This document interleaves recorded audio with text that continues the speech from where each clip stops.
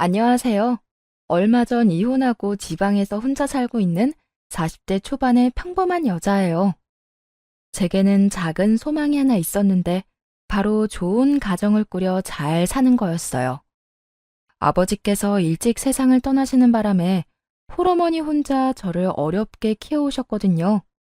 그 탓인지 가정, 그리고 가족이라는 것 자체를 가장 중요하게 생각했어요. 그래서 결혼할 때도 제 가정을 이룰 수 있다는 것과 새로운 가족을 맞이한다는 생각으로 기뻤고요. 그런데 모든 사람이 제 생각 같지는 않더라고요. 홀어머니 밑에서 어렵게 자랐다곤 하지만 저는 한 번도 저 자신과 어머니를 부끄럽다고 생각한 적은 없거든요. 힘든 환경 탓에 나쁜 짓을 저지른 적도 없었고요. 스스로의 힘으로 지방 4년제 대학을 나왔고 중소기업이지만 매달 착실하게 돈도 벌고 있었으니까요. 그런데 시모가 되실 분은 처음부터 저를 좋아하지 않았어요. 네가 일한다고 해봐야 얼마나 벌겠니? 내 친구 정숙이는 며느리가 학교 선생이라고 하던데. 또 경애는 어떻고? 걔네 며느리는 대기업 직원이라 가전이며 물건들도 싸게 살 수 있댄다. 그런데 넌, 아휴, 됐다 됐어. 내가 여기서 무슨 말을 더 하겠니? 시모는 매번 이런 식으로 사람을 비교하며 힘들게 했어요. 화를 내며 소리를 지르는 대신 조곤조곤 조용한 말로 사람의 자존심을 까내리고 수치스럽게 만들곤 했죠. 처음에는 그런 말들도 그냥 애써 넘겼어요. 그렇다고 지금 당장 학교 선생이며 대기업 직원이 될 수도 없었고, 그 사람들이 저보다 더 학력이 좋은 것도 노력을 많이 해서 그런 직장을 얻은 것도 제가 뭐라고 할 수 없는 노릇이었죠. 하지만 그들이 대단하다고 해서 제가 한 일들이 아무것도 아닌 건 아니잖아요. 저도 매달 돈 벌어 남편과 생활비를 나눠서 부담하고 있었고, 결혼할 때 집도 반반씩 해올 정도면 그래도 할 도리는 다 했다고 생각하거든요. 그런데 시모는 매번 저런 식으로 사람을 능력도 없이 시집온 팔자 좋은 며느리 취급을 하더라고요. 제가 보기에는 오히려 시모가 딱 그 모양이었는데 말이죠. 게다가 그런 푸대접은 해를 거듭하면서 더 심해지기 시작했어요. 넌 무슨 밥을 그렇게 많이 떴어? 돈이 이렇게 커서야 집안 망하게 만들 일 있니? 안 봐도 뻔하네. 집에서도 돈 펑펑 쓰는 거 아니냐? 저 혼자 벌어서 쓸 돈이 얼마나 있겠어요. 써도 제 돈 쓰니까 걱정하지 마세요. 남편 돈은 한 푼도 제 주머니에 안 들어오니까요. 당연히 그래야지. 내 아들이 어떻게 번 돈인데 당연히 너한테 주는 건 안 되지. 그러니까요. 제가 시댁 와서 밥 먹는 것조차 싫으면 그냥 시댁에 오라고 하지 마세요. 남편 혼자만 부르시던가요. 굳이 밥도 많이 퍼먹는 며느리 왜 부르세요? 시모가 저를 꼭 부르는 이유를 알고 있었어요. 남편은 시모가 자신을 혼자 부르면 절대 가지 않았거든요. 항상 저를 데리고 갔었죠. 시모가 남편을 부르는 이유는 돈을 달라거나 뭔가를 해달라는 요구인데, 그럴 때마다 남편은 자기 돈으로만 해결하기 싫으니 저를 데려가서 항상 반반씩 부담하도록 만들었거든요. 솔직히 시모에게 단 한 푼도 주고 싶지 않았지만 사실 기브앤테이크잖아요. 주는 게 가면 오는 것도 있겠지 하는 마음으로 해주는 거였어요. 언젠가 친정에서 남편이나 시댁의 도움을 필요로 할 때도 있을 거고, 아이를 낳게 되고 돈 한 푼이 아쉬울 때 친정 어머니한테 문제가 생기면 남편이 도와주길 바라는 마음이었죠. 그래도 네가 안 오면 아들이 안 온다고 하니 너 부른 거지. 그건 남편 사정이지 제 사정은 아니잖아요. 저도 여기 와서 괜히 눈칫밥 먹고 싶진 않아요. 어머님이 요청하는 거 항상 남편과 절반씩 부담하는데 밥도 편히 못 먹게 하실 생각이시면 남편 혼자 불러서 배부르게 먹이고 남편한테 다 해결해달라고 하면 되겠네요. 그제야 남편과 제가 돈을 반씩 부담한다는 걸 알게 된 시모가 입을 꾹 다물더라고요. 이러니 정이 가려야 갈 수가 없었죠. 몇 해를 보는데 이렇게 한결같으니 가까이 하고 싶지도 않았고요. 그 뒤로는 시모도 저한테 밥을 많이 먹니 어쩌느니 그런 말은 안 하더군요. 그 밥보다 더 많이 자기한테 줄 거라는 걸 알아서 그런지 완전히 안면몰수하고 하하호호 웃기 바빴고요. 그게 가식이라는 걸 알고는 있었지만 겉으로라도 잘 지내고 싶은 모습을 보이는 시모를 보며 굳이 긁어부스럼 만들 필요는 없다고 생각했네요. 그렇게 3년 동안 대면대면 지냈어요. 그런데 문제는 어느 순간 터지더군요. 친정어머니가 홀로 식당 일을 하고 있었는데 설거지를 하고 허리를 펴다가 그대로 쓰러지셨습니다. 친정엄마는 제대로 된 보험도 들어놓지 않았고 뇌출혈과 뇌졸중으로 당장 처치가 필요한 상황이었어요. 그렇게 급히 수술과 처치를 하고 나자 곧 병원비가 급해졌어요. 게다가 당장 친정집 전세금 계약 때 필요한 돈도 마련해야 했고요. 재계약을 할 때 집주인이 보증금을 1,000만 원 더 올려받겠다고 이미 어머니한테 통보한 상태였거든요. 엄마가 모아놓은 보증금은 1,000만 원이 되지 않았고 그걸로 병원비를 할 수도 없었어요. 집을 처분할 수는 없었으니까요. 이래저래 고민이 많은 상황에서 남편에게 말해보기로 했어요. 그간 남편과 함께 시댁 요청을 몇 번 들어준 적이 있으니 이번에는 남편에게 요청을 해보려고 한 거였죠. 여보, 우리 어머니 이번에 병원비가 좀 필요한데 돈 좀 빌려줄 수 있어? 모아둔 돈이라도 좀 있으면. 어? 나 돈 없는데? 장모님 어디가 아프신데? 뇌졸중에 뇌출혈이라고 하는데 병원비가 너무 많이 나와서 보험도 그간 들어놨던 거 돈 많이 든다고 처분하신 모양이야. 남편은 당황한 기색으로 돈이 없다고만 말했어요. 이 돈을 어떻게 마련해야 하나 싶었는데 다음날 시모에게 전화가 왔어요. 너 그러는 거 아니다. 아무리 그래도 출가 외인인데 네 친정엄마 아프다고 우리 아들한테 돈을 대라고 할 수 있어? 그 말을 듣는데 어이가 없더군요. 남편이 시모에게 이야기했다는 건 그럴 수 있다고 쳐요. 그런데 저와 남편에게 이런저런 명목으로 돈이며 경제적인 거 다 받아간 시모가 저한테 할 말은 아니잖아요? 왜 제가 그런 말을 못해요? 부부잖아요. 저도 어머님이 원하시는 거 있을 때마다 남편이랑 돈 같이 부담해서 냈는데 왜요? 왜 우리 어머니한테는 그렇게 못해줘요? 네 엄마가 아픈 건 본인이 몸 잘못 굴려서 병 키운 거니까 그렇지. 자기가 잘못해서 병 걸린 거면서 누구한테 재수없게 책임을 지래? 그 이야기를 듣는데 정말 속이 뒤집어지더군요. 어떻게 저런 말을 할 수가 있는 건지 눈앞이 하얘지는 심정이었죠. 누가 책임지라고 했나요? 책임은 제가 져요, 제 부모니까. 경제적인 도움이 필요해서 남편에게 돈 좀 빌려달라고 한 거지 돈을 내달라고 한 것도 아니잖아요. 다 됐어. 듣기 싫으니까 앞으로 우리 애한테 그딴 짐 지우지 마. 네가 아무리 며느리라도 안 되는 건 안 돼. 네 엄마면 네가 알아서 책임을 지고 돈 마련해라. 그게 당연한 거지. 우리는 우리가 아프다고 너한테 돈 달라고 절대 안 해. 시모는 자기 할 말만 하고 전화를 끊어버리더군요. 너무 열이 받아서 전화를 끊고 그날 바로 직장에 퇴사계를 냈어요.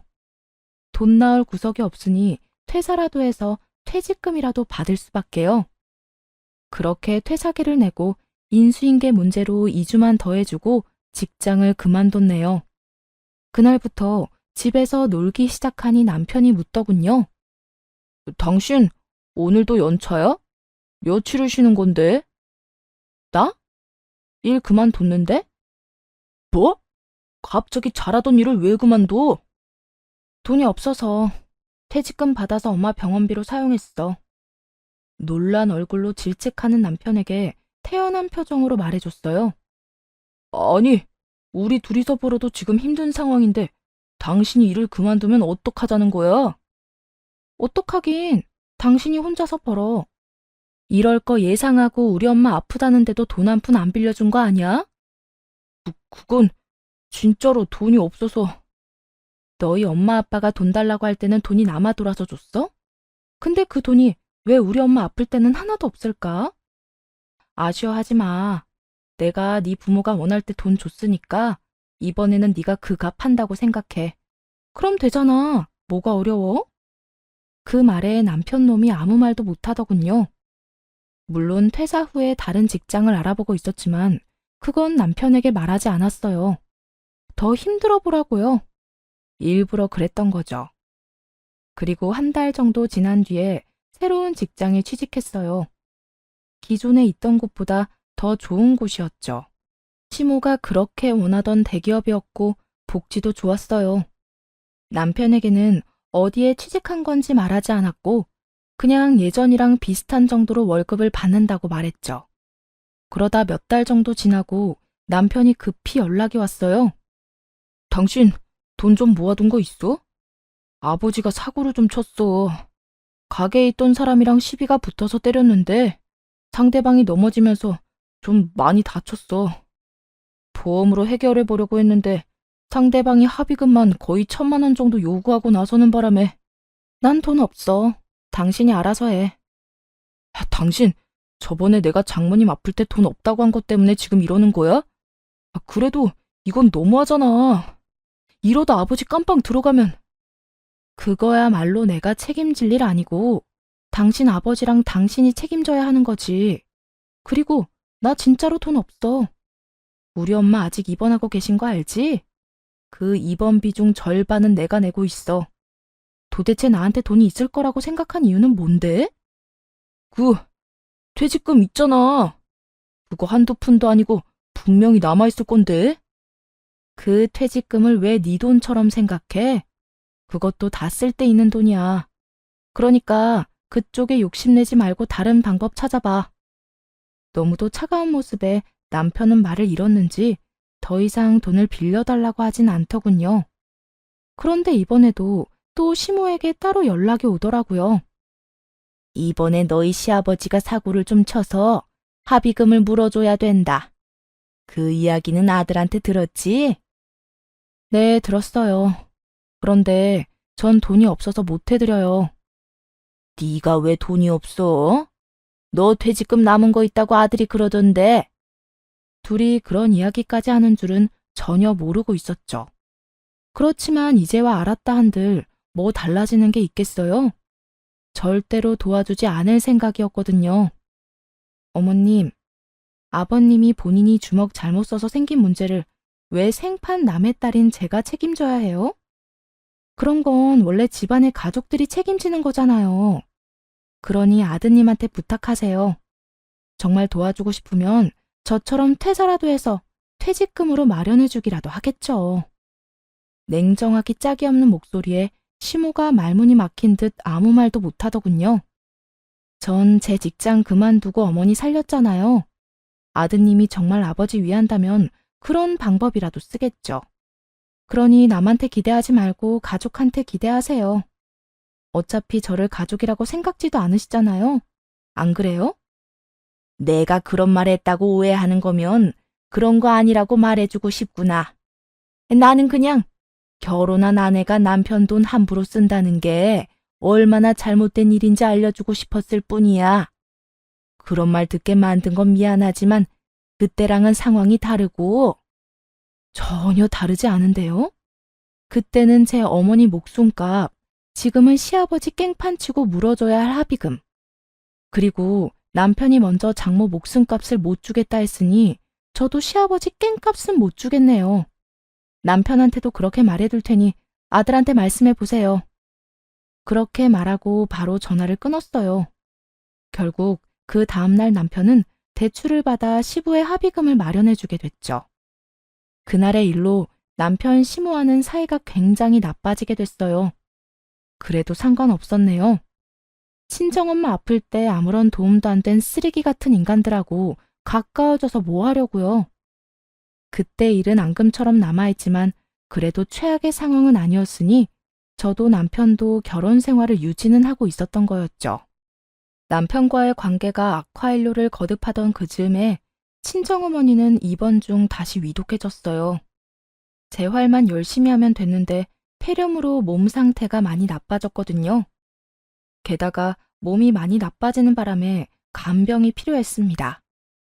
그나마 친정어머니가 들어놓은 간병보험 덕분에 제가 직접 수발을 들진 않아도 되는 상황이었어요. 남편에게 친정엄마가 아프다고 말했는데도 남편 놈은 단 한 번도 병문안을 안 오더군요. 서로 정이 떨어지고 있구나 하는 것이 실감을 하게 됐죠.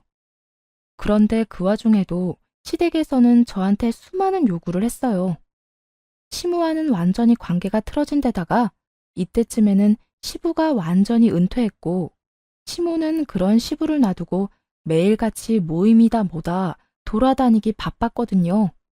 시모가 어느 정도였냐면 게이트볼에 빠져서는 매일 아침부터 저녁까지 그거 연습한다면서 나가서 안 들어오는 거예요. 집안일이며 뭐며 다 뒤로 해놓고 말이죠. 자기가 안 하면 시부가 저한테 시킬 거라고 생각한 것 같았어요. 그리고 그런 예상은 들어맞아서 시부는 틈만 나면 저를 불러 시댁 일을 해결하려고 하더군요.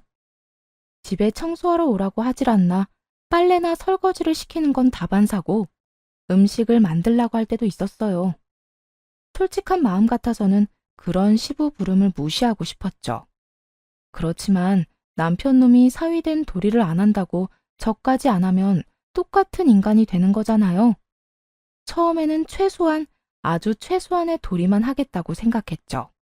그리고 더 솔직하게 말하자면 이혼할 때 어떻게든 책 잡히고 싶지는 않았고 말이에요. 남편 놈이 저한테 위자료를 줘야 하는 상황을 만들고 싶었거든요. 제가 위자료를 내는 상황은 피하고 싶었거든요. 그러고 보면 이때부터 은연중에 이혼을 염두에 두고 있었던 거였네요. 그렇게 일주일에 한 번 정도 시댁에 가서 일을 봐줬어요. 반찬 가지고 오라는 건 남편과 함께 내는 생활비에서 반찬을 구매해서 가지고 갔고, 청소를 해달라는 건 생활비로 사람을 불렀고요. 자주 보고 싶은 마음은 없었기에 일부러 일주일에 한 번만 갔네요. 시부가 눈치를 챈 건지 한 달 뒤부터는 일주일에 한 번만 부르더군요. 그렇게 석 달쯤 시부의 일을 봐주고 있었는데 한 번은 시부가 연달아 이틀을 전화를 했더라고요. 아버님, 무슨 일이세요? 오늘 와서 일 좀 해주고 가. 집에 반찬이 하나도 없어. 그 말을 듣는데 당황했어요. 그 전날 반찬을 사다가 냉장고에 넣어놨고 사람을 불러다가 청소도 다 해놨거든요. 아버님, 어제 냉장고 다 채워놨잖아요. 기억 안 나세요? 거짓말 하지 마라. 어제 네가 언제 왔어? 버럭 화를 내는 시부에게 이상한 생각이 들었지만 울컥하는 마음에 시부에게 따졌죠. 냉장고 열어보세요. 반찬 들어있을 테니까요. 시부가 냉장고를 살펴보는 건지 조용하더니 조금 뒤에 그러더군요. 너 어제 언제 갔다 왔어? 나 없을 때 왔다 갔으면 그렇다고 말을 해야지. 그러고는 자기 할 말만 하고 전화를 뚝 끊어버리더군요. 진짜 어이가 없었네요. 뭐 이런 일이 다 있나 싶었는데 그 일이 있고 몇 주 뒤 더 이상한 일을 겪게 됐어요. 오늘 돈 좀 찾아야 하니 같이 은행 좀 가자. 시부가 그렇게 말하며 저를 데리고 밖으로 향했어요. 오전이었는데 그날도 시모는 없었죠. 그렇게 은행 ATM 앞에 내려주고 지켜보는데 시부가 50만 원을 인출하더군요. 시댁 돈 관리를 시부가 하고 있다고 들어서 저게 한동안 쓸 금액인가 보다 싶었죠. 아버님, 이렇게 돈 찾으면 며칠간 쓰세요? 별일 없으면 한 달도 쓰지. 그런데 중간에 경조사 있고 네 시어머니가 용돈 달라고 조르면 한 주도 못 가. 그런 시부 이야기를 들으며 집으로 데려다주고 전 다시 돌아왔어요. 그런데 다음날 또 시부에게 전화가 온 거예요. 너 오늘 집에 와라. 돈 찾으러 가야 해. 또 돈을 찾으러 가신다고요? 어제 50만 원 찾으셨잖아요. 내가 언제 돈을 찾았어? 요즘 너 깜빡깜빡 하는 거 아니야? 시부 말에 어이없는 건 저였죠. 그런데 순간 머릿속으로 스치는 단어가 있었어요. 치매는 아닐까 하는 생각이요. 왔던 사람을 또 부르고 돈을 뽑아놓고도 또 뽑고. 아버님, 혹시 지갑에 돈이 얼마나 있어요? 돈이 한 푼도 없으니까 너한테 전화한 거 아니냐? 오기 싫으면 됐다. 나 혼자 돈 찾으러 갔다 오면 그만이야. 화를 버럭 내더니 시부는 전화를 끊어버리더군요. 치매 증상 같아 남편에게 이야기를 할까 고민 중이었어요. 하지만 부부 사이가 그리 좋지 않았기에 언제 이야기할까 타이밍만 재고 있었죠. 그런데 정말 어이없는 일이 벌어졌습니다. 잠시 할 말 있는데 괜찮죠? 머리끝부터 발끝까지 아주 세련되게 차려입은 젊은 여자가 저를 찾아와서는 말을 걸더군요. 그러면서 남편 이름을 댔고요. 누구세요? 솔직히 말하면 보험회사 직원인 줄 알았어요. 제가 당신 남편이랑 만나는 사람이에요. 그리고 남편 어머님도 저를 며느리감으로 맞이하고 싶어 하고요. 순간 눈앞이 띵하더군요. 아무 말도 못하고 쳐다만 보니 그 상간녀가 그러더군요. 당신 남편이 저랑 만날 때마다 당신 욕을 얼마나 하는지 아세요?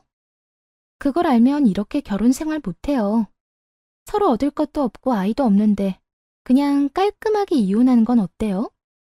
이 이야기를 왜 남편의 입도 아닌 상간녀의 입으로 듣고 있는 건지 상황 파악이 제대로 안 됐어요.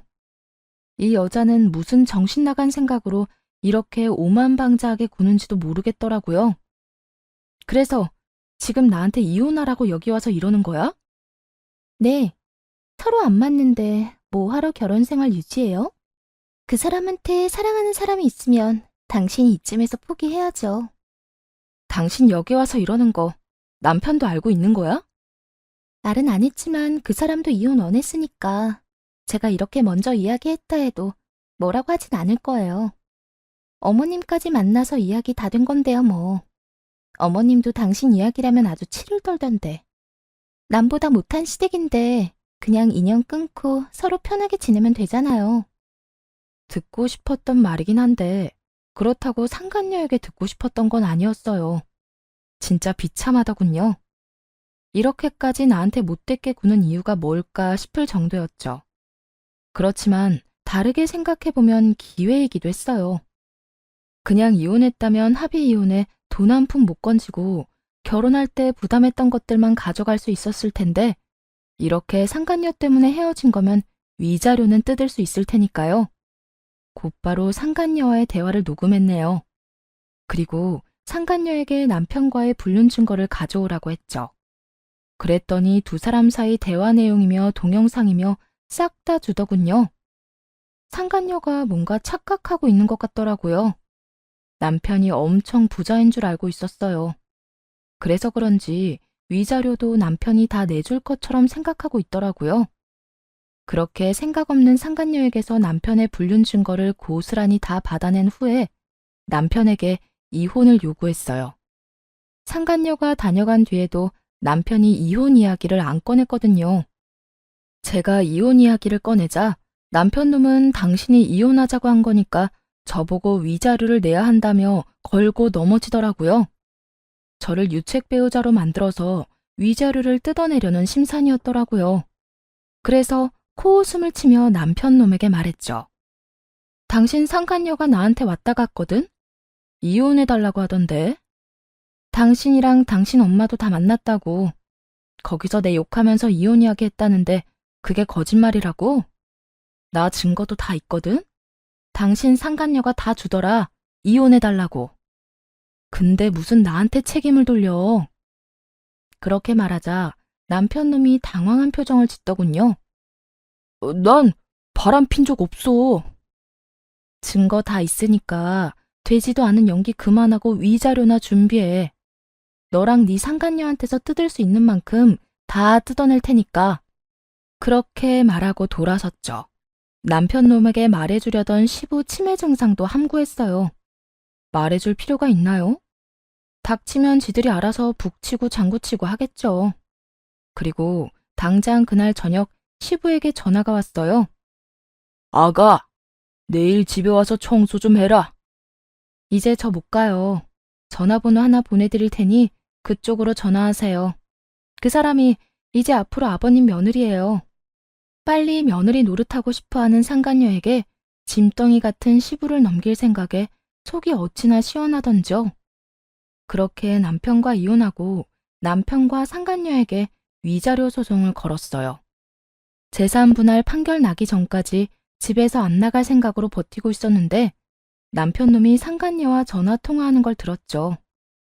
너 도대체 무슨 생각으로 와이프 찾아갔던 거야? 그 여자를 유책 배우자로 만들어야 돈을 아낄 수 있었는데. 상간녀 목소리는 들리지 않았지만 남편 놈 목소리는 또렷하게 들렸죠. 저희 집은 안방 창문 열어놓으면 거실에서 하는 말이 잘 들리거든요. 딴 마음 먹은 거 아니야? 난 당신뿐이라니까. 돈이 아까운 게 아니라 돈을 아껴서 더 풍족하게 새살림 차리고 싶었다고. 말이 안 통하는 상간녀와 옥신각신하는 남편놈을 보니 실소가 터져나오더군요. 언제까지 당신뿐이라는 말을 할 수 있을지 두고 볼 생각이었어요.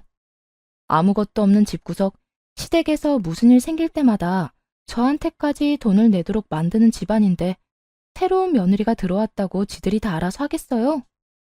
지금이야 새로운 며느리한테 잘 보이려고 그러는 것 같은데 시간 좀 지나면 본색이 드러나겠죠. 지금 당장도 돈이 없어서 남편놈이 저러잖아요.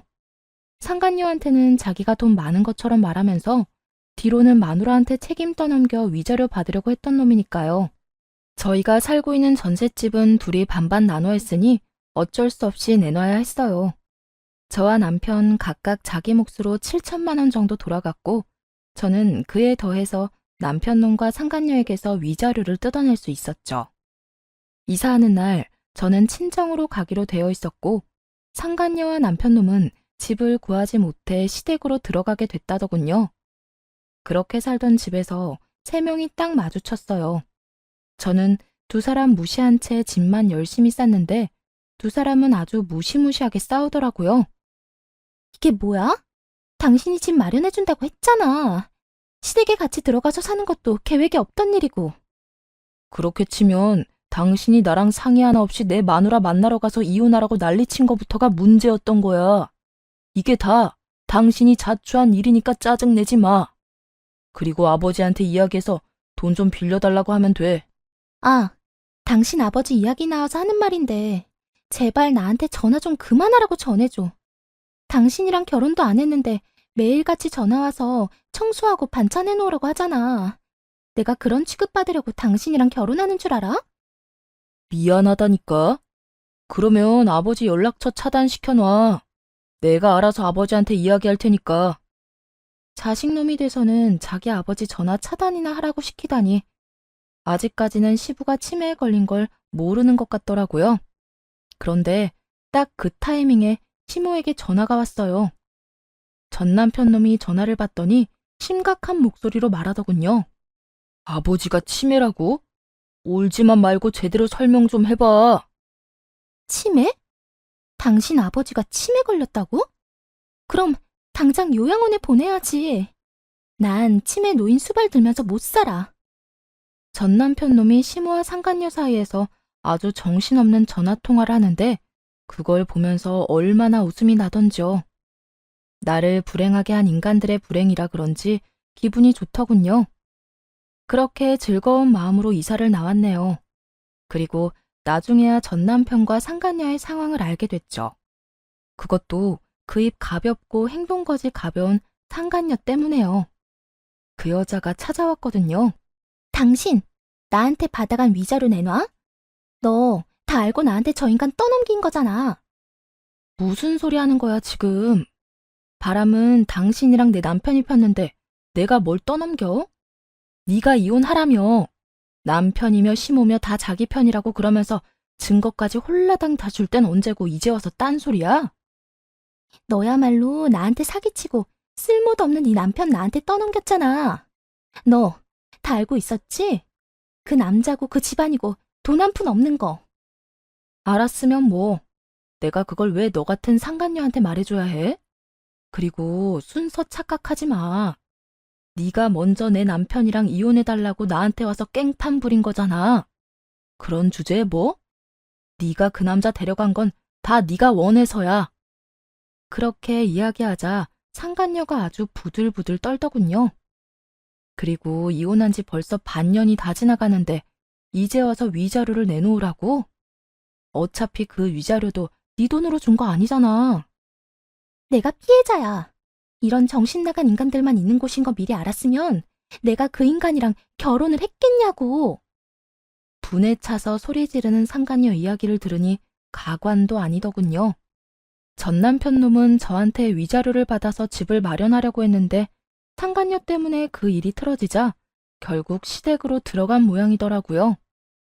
그런데 시부가 치매에 걸린 걸 다들 알게 됐고 그 와중에 전 남편 놈이 시부가 모아둔 돈을 치매로 모조리 탕진했다는 걸 알게 된 거죠. 시부가 매일 돈을 뽑아서 물건을 샀는데 그걸 집으로 가져오지도 못하고 중간에 다 잃어버리거나 다른 사람에게 줘버리는 바람에 집에는 물건도 없고 시부 통장에 돈은 한 푼도 없이 텅 비어버린 거죠. 그러면 요양원이라도 보내야 할 텐데 요양원에 보내자니 돈이 너무 많이 든다고 생각했나 봐요. 시무한테 집 얻어줄 테니 나가서 시부 모시고 살라고 했던 모양이에요. 시댁집은 자기들이 쓰겠다고 말이죠. 그것 때문에 시무와 전 남편이 언성 높여 싸우고 결국 아들에게 이기지 못한 시무가 시부와 함께 떨어져 나왔는데 아들놈이 얻어준 집이 단칸방 월세였던 거였어요. 그때부터 시무는 치매 걸린 시부 데리고 다니며 고생하다가 결국 다른 친척들을 찾아가 아들놈 폐악질을 하소연하면서 돈 좀 빌려달라며 구걸 아닌 구걸을 하며 지냈다고 하더라고요. 그 이야기를 하는데 상간녀는 마치 그게 당연하다는 것처럼 말하더라고요. 무슨 놈이 집구석에 돈이 한 푼도 없는지. 돈만 없으면 낫지. 그 와중에 빚은 또 얼마나 있는지. 그 집 하나 꼴랑 있으면서 그것도 담보 잡혀서 집에 빨간 딱지까지 붙었다고. 내가 속에서 천불이 나겠어 안 나겠어? 그 이야기는 저도 들어본 적 없는 이야기였어요. 시댁집에 담보가 있었다는 것도 처음 들었고요. 분통 터진다는 듯 가슴을 퍽퍽 치며 말하는 상간녀를 보니 뭔가 문제가 있었다는 걸 알았죠. 그리고 어째서 그런 일이 벌어진 것인지도 곧 알게 되었네요. 시부가 치매에 걸리기 전에 고향 친구에게 돈을 빌려줬대요. 그때 담보로 한 것이 시댁 집이었고요. 옛날로 치면 보증 서고 돈을 빌려준 거죠. 그런데 그 친구가 한두 달은 잘 갚다가 결국 잠수 탔다고 하더라고요. 나중에 시부 고향 친구들이 찾아와서 너는 괜찮냐고 물었다는데 그게 다 다른 피해자들이었고요. 그 고향 친구 한 명이 친구들한테 돈을 싹 다 빌려서 도박으로 다 날리고 바로 잠수 탔다는 이야기를 들으니 입이 쩍 벌어지더군요. 시부는 치매가 걸려서 돈 빌려준 것 자체를 기억도 못하고요. 그러다 결국 다른 피해자들이 찾아온 다음 날 집안에 빨간 딱지가 엄청 붙었다고 하더라고요. 어떻게든 집은 살려보려고 했는지 전 남편 놈은 그 돈을 갚으려고 저와 이혼하면서 받은 집 전세금 7천만 원으로 막으려고 했었나 봐요. 그런데 상간녀에게 맡겨놓은 돈이 그녀의 사치로 완전히 다 날아갔고 그것 때문에 전 남편과 상간녀는 또 피 터지게 싸웠다고 들었네요. 쪼잔하고 더러운 놈. 나 좋다고 꼬실 때는 뭐든 해달라는 건 다 해주더니 결혼하고 돈 없으니 사람을 아주 돈줄로 보고 말이야. 지가 결혼하자고 했지 내가 결혼하자고 했나? 자기 집 일이면 자기가 해결해야 할 거 아니야. 당신도 마찬가지야. 다 알고 있으면서 나한테 쓰레기 떠넘기고. 그 쓰레기 좋다고 가져간 게 너야. 누구한테 책임을 떠넘겨? 이제 나하고는 완전 남남인데 네 남편이잖아. 그리고 그 인간들 원래 그랬거든? 알아보지도 않고 그딴 인간하고 결혼하겠다고 나 찾아와서 이혼하라고 한 것도 너고. 꼴 좋네. 어쩜 이렇게 속이 다 시원할까? 상간녀가 화가 나서는 째려보더군요. 그런데 이제 와서 째려보면 뭐 어쩌게요. 이미 모든 건 다 끝났는데 말이에요. 저와 그 인간 그리고 그 집구석은 이제 아무 상관없고 그 사람과 엮인 건 눈앞에 상간녀잖아요. 사정도 모르면서 남이 먹던 거 처먹으니까 배탈이 나지. 다음부터는 남이 먹던 건 조심해. 어디서부터 썩어 있는지 모르니까. 그래도 불륜 저지르고 이 정도 대가면 싼 거 아닌가? 남의 가슴에 불을 질렀으면 네 가슴에도 천불 날 줄 알았어야지. 그렇게 말하고 상간녀를 놔두고 돌아섰어요. 그 여자가 화가 나는지 씩씩대며 불렀지만 돌아보지도 않았죠. 자기가 꼰 팔자에 자기가 말려 들어간 걸 왜 저한테 와서 책임지라 말아 하는지 모르겠더라고요. 다 자기가 선택한 거면서 말이에요. 그렇게 상간녀를 두고 왔는데 상간녀는 큰 결심을 한 모양이더군요. 전 남편 놈이 연락을 해왔거든요. 알고 보니 상간녀가 집구석이 그 모양이니 집에 있는 돈 나가는 물건을 챙겨서 잽싸게 도망간 모양이더라고요. 그걸 나중에 알고 남편 놈이 화가 나서 잡으려고 전화한 거고요. 당연히 저는 모른다고 했고 그 뒤로 남편 놈과도 연락이 끊겼어요. 이혼 후 그놈들만 신경 쓰고 있을 수는 없었으니 이제는 앞가림을 해야 했어요. 친정어머니는 여전히 위중한 상태였지만 다행히 친정집은 남아있었으니 당분간 거기서 지내며 친정엄마 수발을 들었어요. 하지만 친정어머니는 곧 폐혈증에 걸려 사망하시게 됐어요. 시부모의 괴롭힘, 남편의 배신, 상간녀의 존재로 인한 제 엉망진창인 인생에 정말 불행을 싹 다 모은 것처럼 어머니까지 돌아가시고 나니 허무해지더군요. 앞으로 어떻게 하나 친정어머니의 유품을 하나하나 정리하며 집을 치우던 그때 친정어머니가 제 앞으로 남긴 서류들을 보게 됐어요. 병원 입원 전에 모아놓은 것들이었는데 거기 짧은 편지도 있었어요. 여태 해준 게 없어 미안하다며 남긴 것들은 어머니 앞으로 들어놓은 생명보험과 집 등기, 그리고 어머니가 평생 살며 모아놓은 돈이 든 적금 통장이었어요. 그걸 보며 어찌나 울었는지 몰라요. 하나뿐인 딸 힘들게 살까봐 알뜰살뜰 모아둔 걸 보니 진짜 너무 마음이 아프더라고요. 그렇게 어머니 편지를 보고 다시 기운을 차리게 됐어요. 어머니 보험금의 적금, 그리고 전 남편에게 받은 재산 분할금과 위자료, 거기에 대출을 조금 더 받아서 지방에 다가구 주택을 하나 구매했습니다. 비싸고 엄청 좋은 물건은 아니었지만 월세로 나오는 돈만으로도 노후 걱정은 하지 않아도 될 정도로 괜찮았죠. 그런데 몇 달 뒤에 뜻밖의 사람들과 제 명의의 다가구 주택 앞에서 마주쳤어요. 건물 주인이 여기 계시네요. 이번에 방 보러 오신 분들이에요. 요 몇 달간 오며 가며 얼굴을 익힌 공인중개사가 소개한 사람들은 바로 전 남편과 전 시부모였거든요.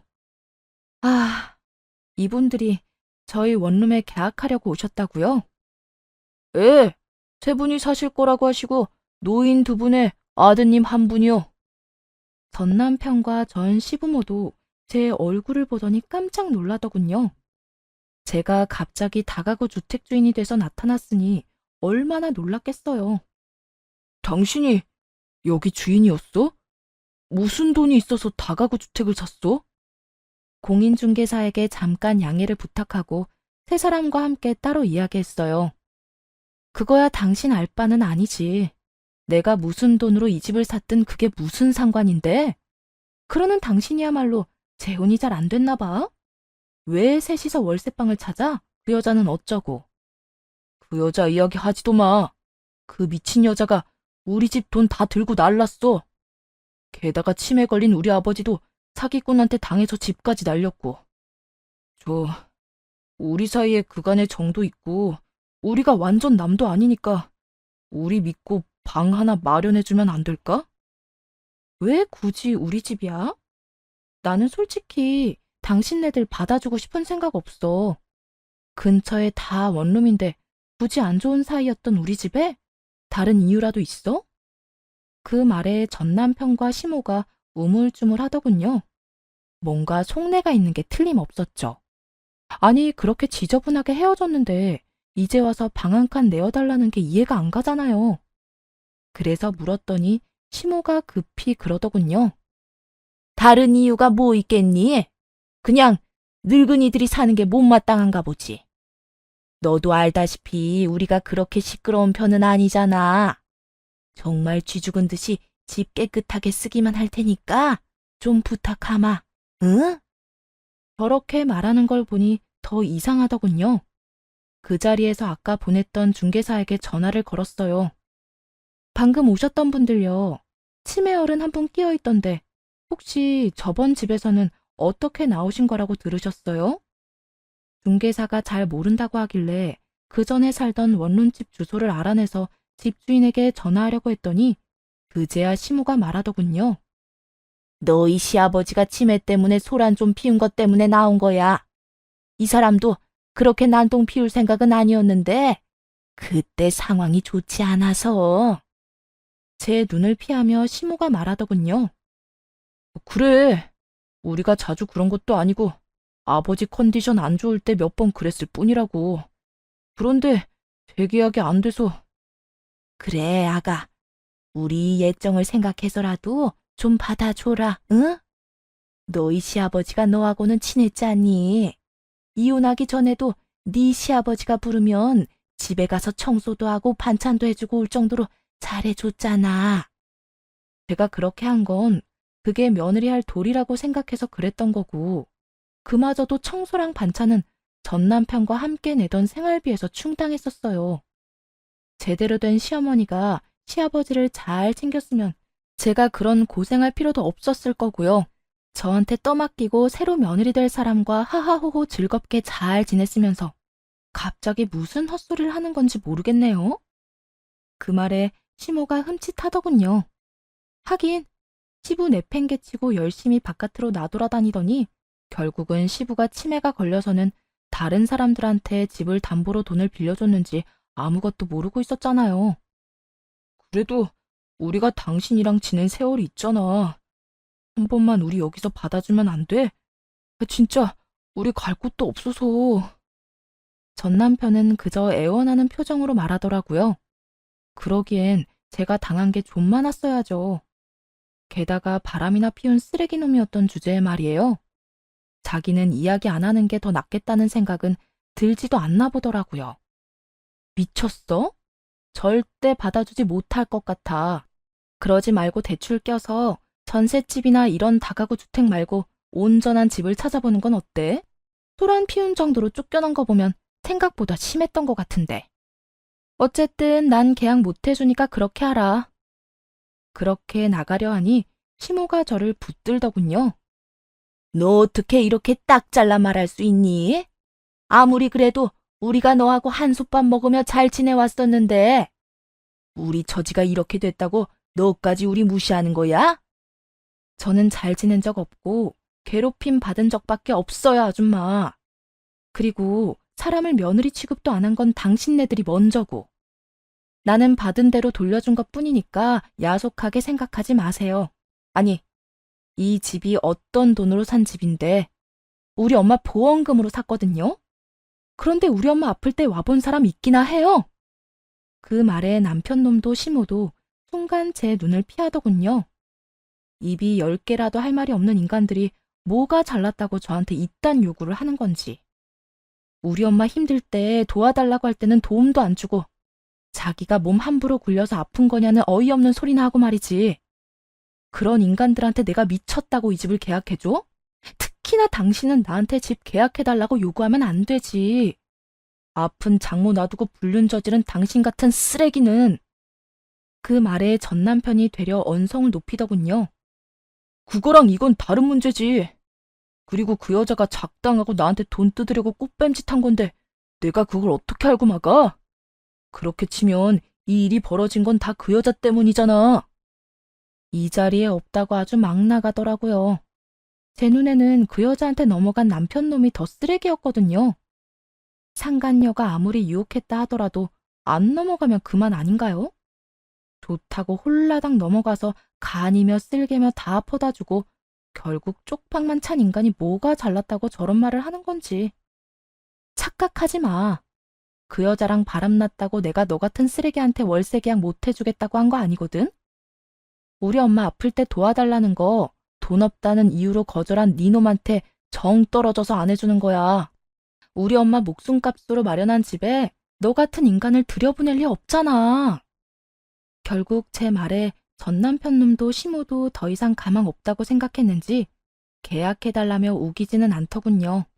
근처 원룸촌에 시부가 치매 때문에 소란 피우는 것 때문에 소문이 나서 그런지 계약은 안 된 모양이고 결국 더 먼 외곽까지 가서야 겨우 계약을 했다는 이야기를 들었어요. 뻔뻔하기 짝이 없는 인간들 면상 보느라 토할 뻔했는데 안 보니 속이 다 후련하더라고요. 저희 친정어머니 살아있었을 때 잘했으면 저런 꼴은 안 받겠죠. 그렇지만 저한테는 정말 천운이라고 생각해요. 만약 이혼 안 하고 살았더라면 시부 치매 수발에 시부가 친사고 뒤치다거리나 할 뻔했으니까요. 그렇게 생각하니 소름 돋는 거 있죠? 사람 일이라는 게 참 웃기죠? 그때는 정말 불행한 일들이 나한테만 찾아오는 것처럼 잠시도 쉴 수 없게 저를 괴롭히더니 그 시간이 다 지나고 나니 편해졌잖아요. 이런 걸 보면 불행도 행운도 한 가지만 계속되지는 않는 것 같더라고요. 게다가 남편 놈은 지 혼자 잘 살겠다고 뒤에서 난리치더니 결국은 재혼한 상간녀는 돈 들고 도망가고 옆에 치매 걸린 시부와 도움 하나 안 되는 시모 모시고 살게 됐고 말이에요. 시모도 마찬가지예요. 자기 가족 위해서 애쓴 며느리한테 그리 매정하게 굴면서 다른 며느리로 갈아타려고 하다가 결국 남은 건 빚에 치매 걸린 남편뿐이잖아요. 둘 다 자기 무덤 열심히 판 거죠. 제가 저런 인간들과 더 이상 엮여있지 않다는 것에 감사하며 글 마칠게요. 읽어주셔서 너무 감사합니다.